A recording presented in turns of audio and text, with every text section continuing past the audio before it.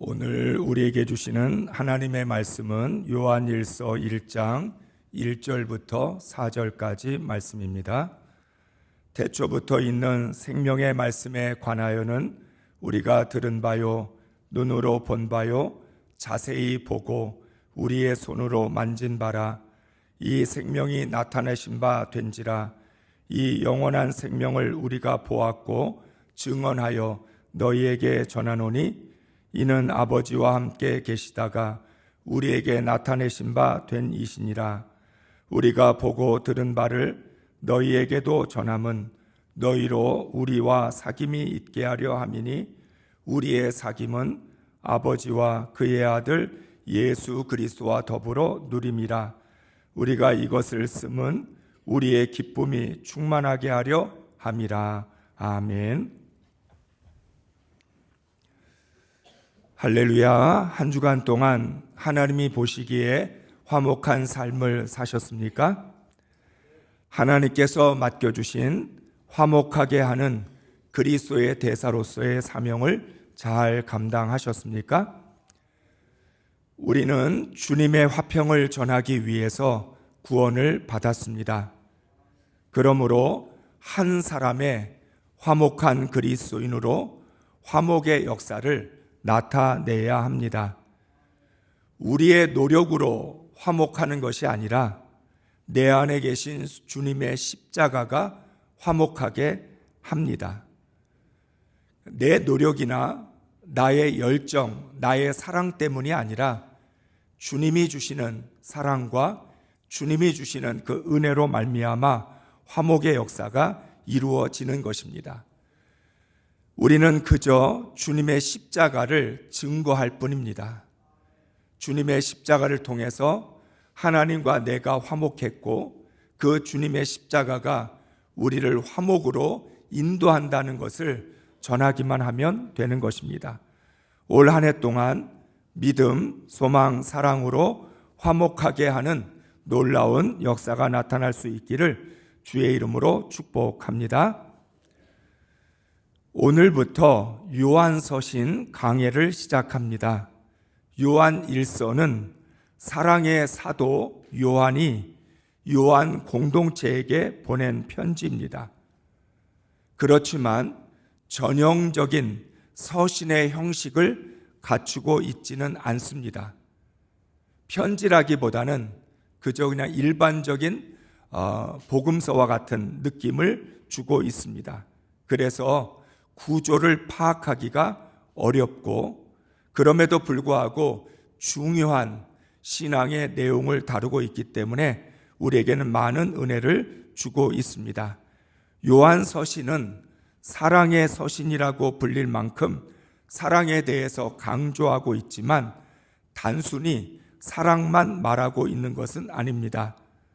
이단과 박해 가운데서 어려움을 겪고 있었던 초대교회와 요한 공동체에게 주는 위로와 격려입니다.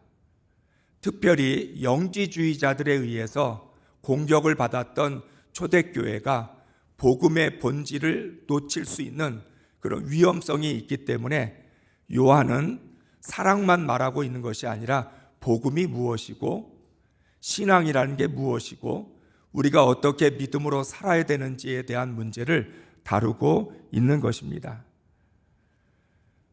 요한 서신은 하나님이 보시기에 화목한 교회를 세워가는 우리들에게 꼭 필요한 말씀입니다. 어떻게 해야 화목한 신앙의 공동체를 세울 수 있을까? 어떻게 해야 주님의 교회에 하나님의 나라를 이룰 수 있을까에 대해서 많은 것을 가르쳐주고 있습니다. 요한일서 1장은 요한복음 1장처럼 성육신의 말씀으로 시작합니다. 1장 1절을 같이 읽겠습니다.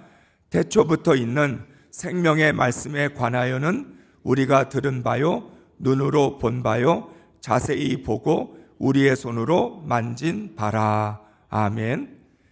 요한복음에서 태초에는 창조 이전을 가리킵니다.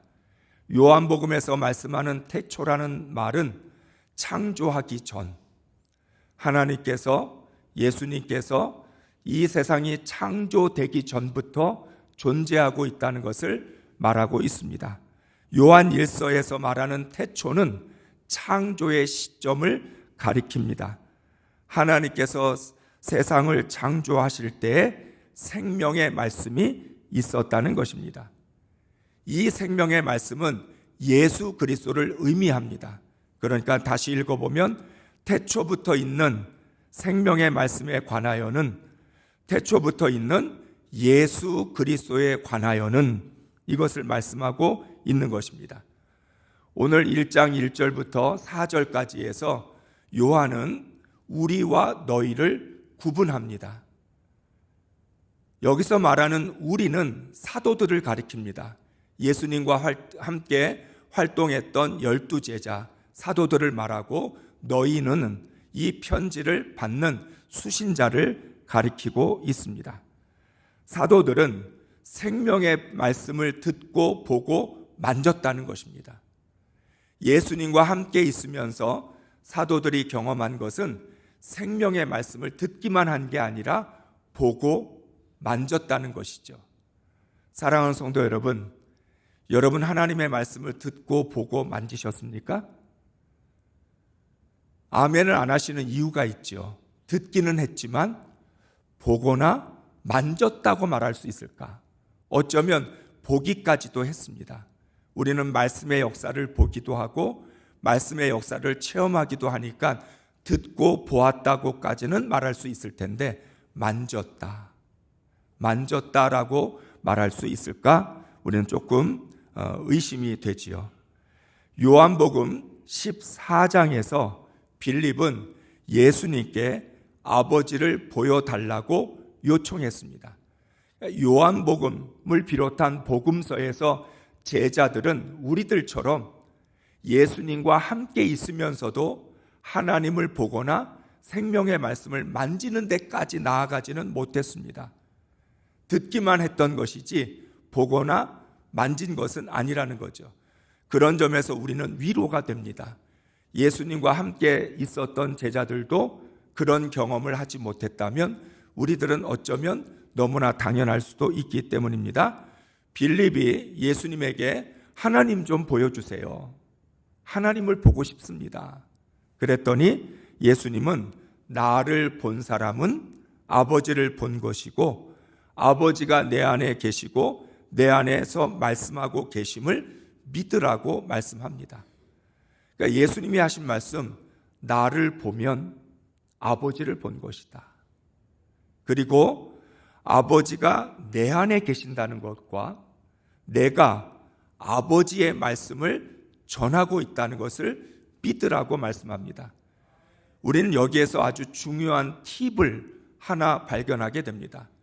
예수님을 보면 하나님을 본 것이나 똑같은데 우리도 말씀을 듣고 말씀을 보게 되면 그게 하나님을 본 것인데 우리는 그것이 하나님을 본 것이라고 깨닫지 못하는 어리석음이 있다는 것을 발견하게 되는 거죠. 이스라엘 백성 때부터 계속해서 문제가 된 것은 하나님을 볼 수 없다는 것입니다. 이스라엘 백성들은 하나님의 말씀을 지속적으로 들었습니다. 모세를 통해서, 아론을 통해서, 혹은 하나님이 보내주신 선지자들을 통해서 하나님의 말씀을 계속해서 들었습니다. 그러나 이스라엘 백성들은 하나님의 말씀을 들은 것으로 만족할 수 없었습니다. 그래서 하나님을 보여달라고, 하나님 어디 계시냐고, 하나님을 우리에게 보여주면 우리가 하나님을 정말 확실하게 믿겠다라고 말을 했습니다. 그래서 하나님은 이스라엘 백성들에게 수많은 기적을 베풀어 주셨습니다. 많은 기적을 통해서 하나님의 살아계심을 보여준 것입니다. 그런데도 이스라엘 백성들은 여전히 믿지 못했습니다. 마치 빌립이 예수님을 보았는데 예수님과 함께 있는데도 하나님을 보지 못해서 하나님을 보여달라고 하는 것처럼 이스라엘 백성들은 하나님만이 베풀어 주실 수 있는 그 놀라운 기적을 보고도 기적을 보지 못해서가 아니라 기적을 보았음에도 하나님을 보았다라고 믿지 않았던 것입니다. 하나님께서 하나님의 아들 예수를 이 땅에 보내주신 이유이기도 합니다. 하나님을 계속 보여달라고 하니까 능력을 나타내기도 하고 하나님의 약속의 말씀이 성취되는 것도 보여주고 예언이 어떻게 이루어지는지를 다 펼쳐서 보여주었음에도 불구하고 이스라엘 백성들은 하나님 좀 보여달라고, 하나님을 보면 우리가 더 하나님을 잘 믿을 것 같은데 왜 하나님을 안 보여주느냐고 그렇게 말하고 있었던 것이죠. 그래서 예수 그리스도를 이 땅에 보내주셔서 성육신 하신 예수님을 통해 듣고 보고 만질 수 있는 기회를 허락해 주신 것입니다. 예수님의 제자들은 예수님과 동고동락을 했음에도 불구하고 십자가와 부활을 믿지 못했습니다. 그런 점에서 사도들은 이스라엘 백성들과 다를 것이 하나도 없었습니다. 이스라엘 백성들은 선지자들을 통해서 하나님의 말씀을 들었지만 제자들은 하나님의 아들 예수님으로부터 직접 하나님의 말씀을 듣지 않았습니까? 그런데도 믿지 못했던 건 이스라엘 백성들이나 제자들이나 다를 것이 없다는 거죠. 여기에서 사람은 보았다고 다 믿는 것은 아니다. 사람은 자기가 본 것도 믿지 못하는 근본적으로 불신의 존재라는 거예요. 내가 보고 들은 것을 믿지 못해요. 들어놓고도 내가 그게 들은 게 맞나? 의심합니다. 내가 보고도 내가 본 게 맞나? 자신이 경험하고도 경험한 것을 의심하게 되죠. 인간이라고 하는 존재는 오감이라고 하는 본능적인 감각을 가지고 있지만 자신의 감각을 때에 따라서는 신뢰하지 못합니다. 자신이 겪은 일조차도 의심할 때가 많다라고 하는 거예요.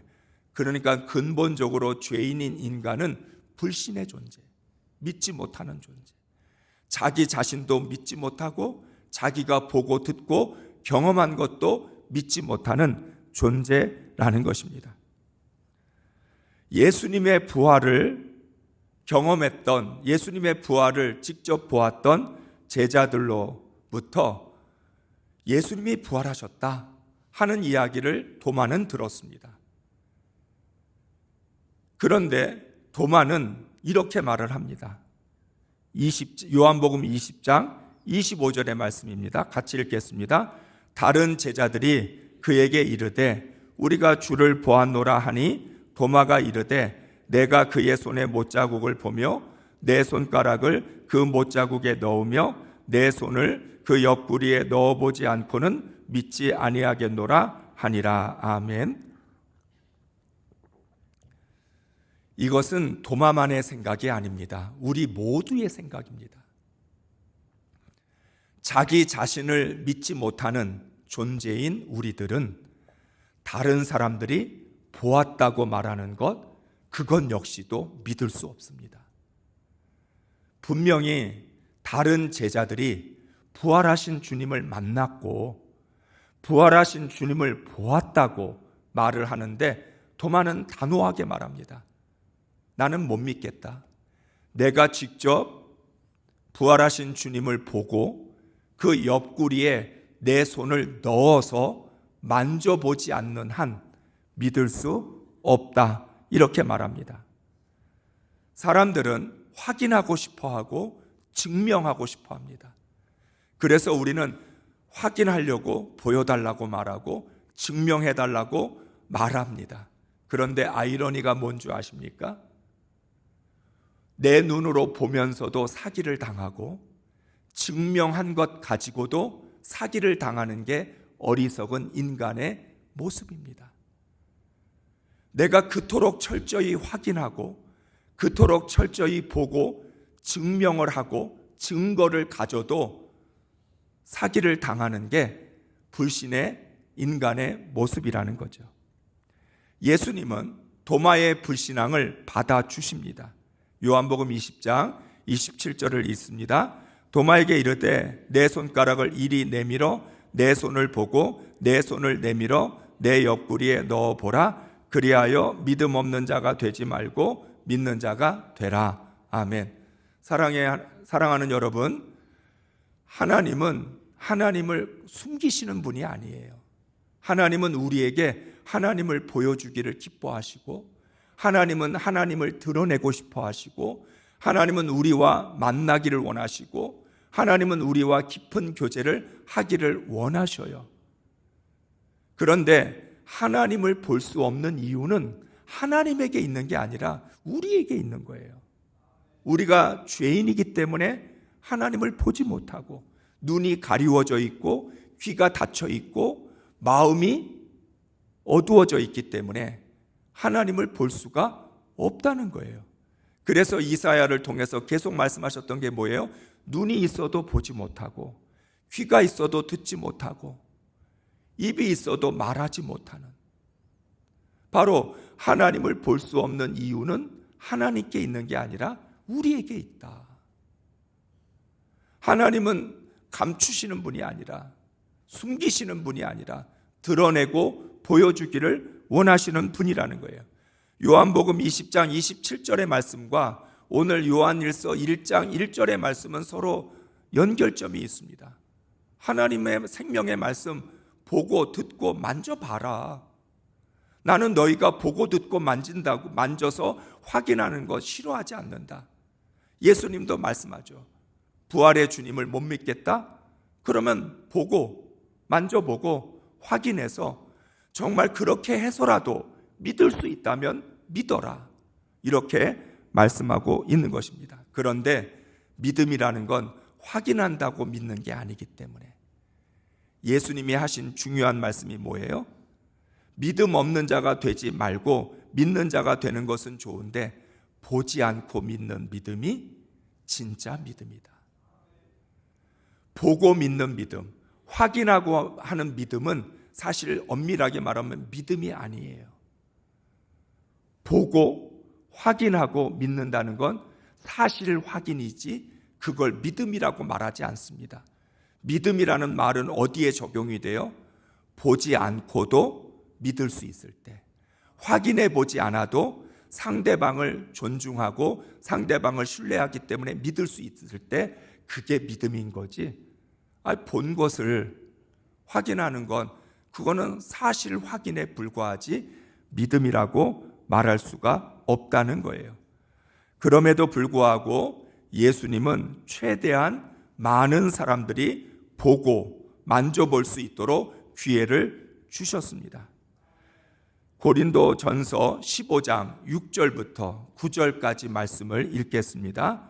그 후에 500여 형제에게 일시에 보이셨나니 그 중에 지금까지 대다수는 살아있고 어떤 사람은 잠들었으며 그 후에 야고보에게 보이셨으며 그 후에 모든 사도에게와 맨 나중에 만삭되지 못하여 난자 같은 내게도 보이셨느니라. 아멘.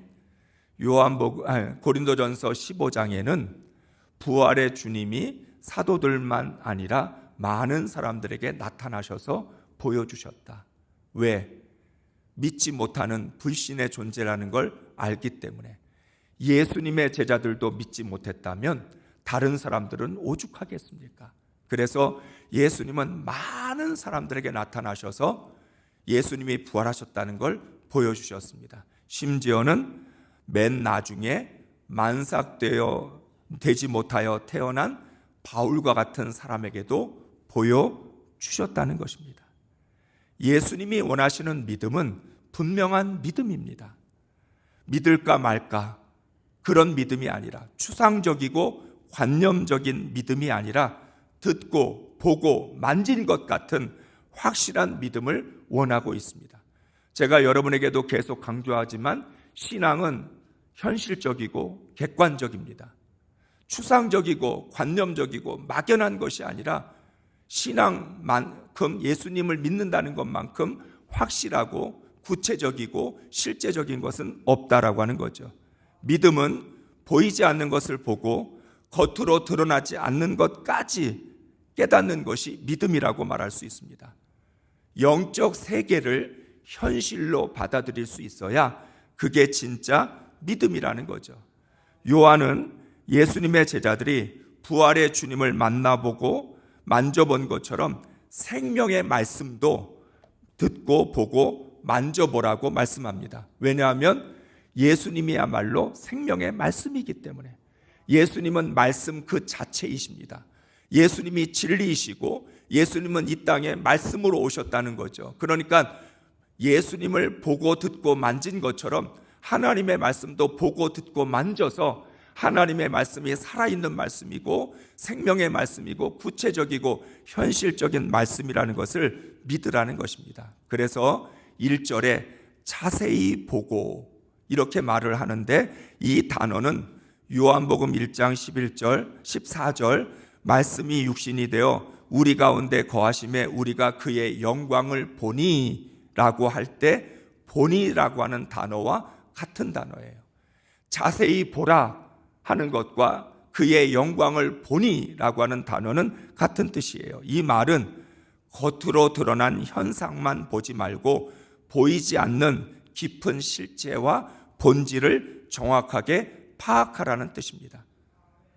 사랑하는 성도 여러분, 하나님의 말씀은 귀에 들리는 것만 듣는 게 아니라 귀에 들리지 않는, 보이지 않는 본질까지도 들어야 되고 보이지 않는 것까지도 파악할 수 있는 영적 분별력이 있어야 되는 거예요.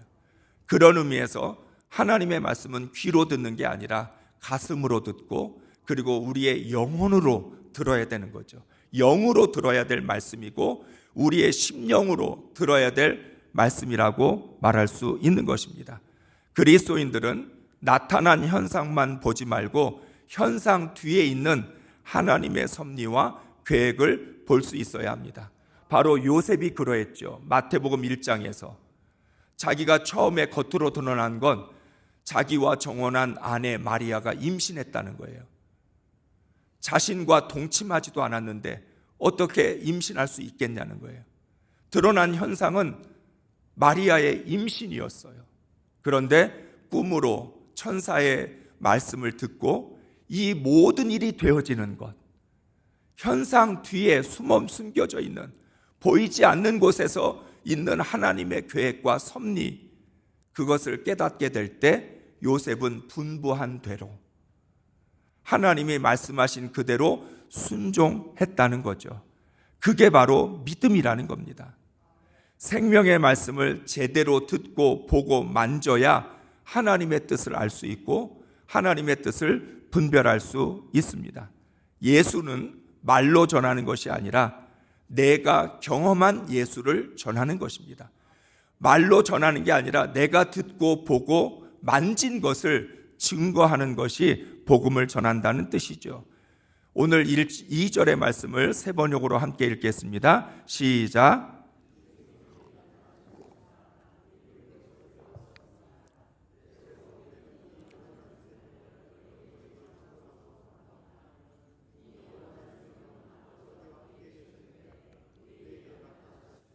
아멘. 아주 단순한 공식입니다. 이 생명이 나타나셨습니다.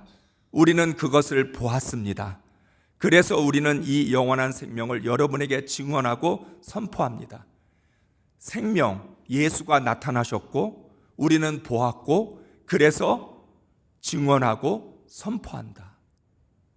나타났고 보았고 증언하고 선포한다. 신앙이라는 게 뭐냐? 우리에게 나타난 예수님, 내 안에 들어오신 예수님, 내가 만나고 내가 경험하고 내가 체험한 그 예수님, 그래서 나는 그 예수를 증언하고 선포한다. 이게 신앙생활이에요. 신앙생활이라는 건 뭐냐? 예수가 나타난 걸 봐야 돼요. 생명의 말씀을 들어야 돼요. 만져봐야 돼요. 그리고 나서 내가 보고 듣고 만진 것을 증언하고 선포하면 돼요. 그것을 위해서 우리는 신앙생활을 하고 있다는 거예요. 그러면 생명의 말씀을 듣고 보고 만진다는 게 어떤 뜻일까요? 요한 1서는 그것을 영원한 생명과의 사귐이라고 말합니다. 영원한 생명과의 사귐. 예수 그리스도를 통해서 우리에게 영원한 생명을 주셨습니다. 사랑하는 성도 여러분, 내 안에 영원한 생명이 있음을 믿으십니까? 그런데 이 영원한 생명은 내 안에 존재하는 것으로 끝나지 않고 나와 사귄다. 사귐이라는 단어보다 우리는 만남이라고 하는 단어에 더 익숙한데, 여러분, 만난다라고 하는 게 무슨 뜻이에요? 사람을 만날 때 여러 가지 만남이 있습니다. 이름만 알고 지내는 만남이 있고, 인격적으로 교제하는 만남이 있고, 더 나아가서 그 사람을 위해서 내 생명까지 줄 수 있는 만남이 있어요. 만남의 깊이에 따라서 다릅니다. 얼굴만 알고 지내요. 이름만 알아요. 겉으로 드러난 것만 알아요.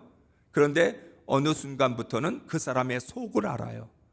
그 사람의 속을 아는 것에서 끝나는 게 아니라 이제는 그 사람을 위해서 나 자신을 희생할 만큼 내가 그 사람을 알 수도 있지요. 만남이라는 걸 오늘 여기에서는 사귐이라고 표현하고 있습니다. 왜? 만남이라는 표현이 정적이라면 사귄다는 표현은 동적이기 때문에 계속해서 뭔가 현재 진행형으로 활발하게 교제가 이루어지고 있기 때문에 사귐이라고 하는 뜻을 말하고 있습니다. 내 안에 예수 그리스도가 들어오셔서 영원한 생명으로 존재하시면서 나는 그 영원한 생명을 매일같이 사귀고 만나고 있습니다. 영원한 생명을 더 깊이 알아가고 있고, 그 영원한 생명을 닮아가고 있고, 그 영원한 생명으로부터 모든 것들을 공급받고 있다. 이게 바로 영원한 생명과의 사귐이라고 말하고 있습니다. 이것이 마태복음에서 이야기하는 임마누엘, 하나님이 우리와 함께 계신다는 뜻이기도 합니다. 하나님이 우리와 함께 계신다? 그것은 내 속에 영원한 생명으로 들어오셔서 나와 끊임없이 사귀고 교제하시고 만나신다라고 말할 수 있는 것입니다. 고린도전서 13장이 말씀하고 있는 사랑은 하나님으로부터 온 사랑입니다. 고린도전서 13장에서 사랑에 대하여 말씀하시죠. 그 사랑은 하나님의 성품에서부터 나온 사랑이고 예수 그리스도의 속성으로부터 온 사랑이라는 거죠. 그러면 하나님과 사귀는 사람은, 영원한 생명과 교제하는 사람은 바로 하나님으로부터 오는 사랑을 할 수 있게 돼요. 결국 내 속에는 두 가지 사랑이 있어요. 나의 본능, 나의 본성에서부터 할 수 있는 사랑과 하나님으로부터 온 사랑. 그런데 신앙의 목적은 어디에 있느냐? 내 본성에서 나오는 사랑으로 사랑하는 게 아니고 하나님으로부터 온 사랑, 하나님의 성품에서부터 온 사랑으로 사랑하려고 하는 거죠. 그렇기 때문에 하나님과 얼마나 깊이 사귀었느냐, 하나님과 얼마나 깊이 만나고 교제했느냐에 따라서 하나님으로부터 오는 사랑으로 사랑할 수도 있고 내 본성에서부터 오는 사랑으로 사랑할 수 있다는 거예요. 화목하게 하려면 하나님의 성품에서부터 오는 사랑으로 사랑할 수 있어야 화목할 수 있습니다. 우리의 본성으로는 화목할 수가 없어요. 사랑할 수도 없다는 거죠. 그렇기 때문에 하나님이 보시기에 화목한 교회는 영원한 생명과의 사귐이 있는 사람들이 많은 교회가 화목한 교회가 될 수 있습니다. 모든 것은 하나님으로부터 우리에게로 왔습니다. 꼭 기억하세요. 모든 건 하나님으로부터 우리에게 왔습니다. 내 힘으로 얻은 것은 하나도 없습니다. 구원, 은혜, 사랑, 긍휼, 평안, 축복, 이런 모든 것들, 이 중에서 내 힘으로 얻은 게 뭐가 있어요? 내 노력으로 얻은 게 뭐가 있습니까? 구원, 은혜, 사랑, 긍휼, 평안, 축복, 이 모든 것들은 하나님으로부터 온 것이죠. 왜냐하면 이러한 것들은 내 속에 있지를 않아요. 내 속에는 구원이 없어요.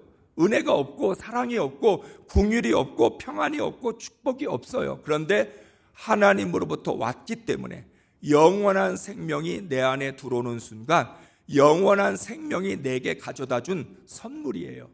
영원한 생명이 내 속에 들어오면서 구원도 들어오고 은혜와 사랑과 긍휼과 평안과 축복도 들어왔다라고 하는 거예요. 그렇기 때문에 이렇게 내 안에 들어와 있는 이러한 것들과의 계속된 사귐, 교제를 통해서 이것은 더 풍성해질 수 있다는 거예요. 다시 말하면 우리가 기도하고 찬양하고 말씀 듣고 영적으로 신앙생활을 하면 영원한 생명과 함께 들어온 이 구원과 사랑과 은혜와 긍휼과 평안과 축복이 점점 더 커져서 내 안에 있는 불완전한 내 본성에서부터 온 것들을 다 내보내고 하나님이 주신 성품으로 꽉 채워지게 된다는 것입니다. 하나님과 사귈 때 하나님으로부터 오는 좋은 것들이 내 안으로 들어옵니다. 여러분, 우리는 좋은 사람을 만나면 좋은 사람으로부터 좋은 영향을 받게 됩니다. 내게 없었던 성품과 습관들을 좋은 사람을 통해서 배울 수 있지요. 그래서 사람을 잘 만나야 된다고 말합니다. 우리가 아이들한테 제일 많이 하는 얘기 중에 하나가 친구를 잘 사귀어라. 친구를 잘 사귀어야 된다. 친구 잘못 만나면 안 된다. 이렇게 이야기하죠. 마찬가지예요. 하나님을 만난다라고 하는 것, 내가 하나님을 만난다라고 하는 건 단순히 하나님을 만나는 것이 아니라 하나님으로부터 좋은 영향을 받고 하나님으로부터 배우고 하나님을 닮아간다라고 하는 그런 의미가 포함되어져 있다는 거죠. 그렇기 때문에 하나님과의 영원한 생명과의 사귐이 온전히 이루어지게 될 때 우리는 훨씬 더 많은 변화를 경험하게 됩니다. 빌레몬서 1장 6절 말씀 세 번역으로 같이 읽습니다. 시작.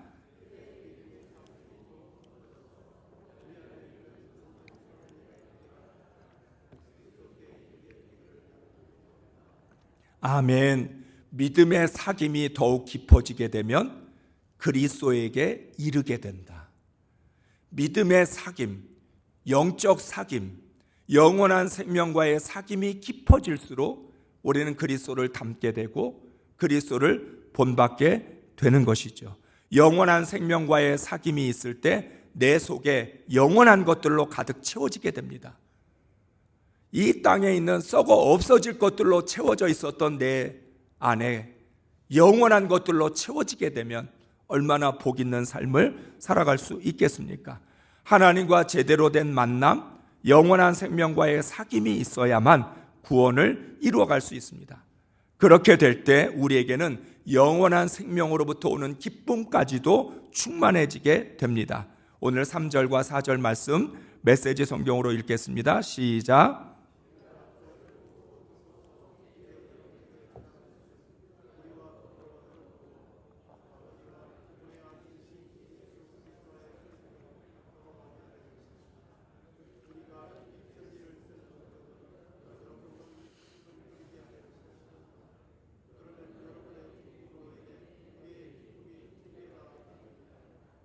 아멘. 우리가 신앙의 공동체 안에서 사람을 만나는 이유는 그 사람과 함께 영원한 생명과를 사귀기 위해서 만나는 거예요. 우리는 단순히 사람을 만나는 게 아니라 그분이 경험한 신앙, 그분이 체험한 영적인 것들을 만나고 교제하는 거예요. 다시 말하면 여러분이 서로 만나는 옆에 있는 분들이 그분이 어떻게 하나님을 듣고 보고 만졌는지, 그분이 어떻게 주님과 사귀고 그분이 어떻게 하나님으로부터 오는 생명을 얻었는지를 우리가 그분과의 만남을 통해서 간접적으로 경험하고 함께 나누는 것이라는 거예요. 그래서 우리의 사귐은 철저히 예수 중심의 사귐이 돼야 되고 진리의 사귐이 되고 영원한 생명과의 사귐이 되어야 하는 것입니다.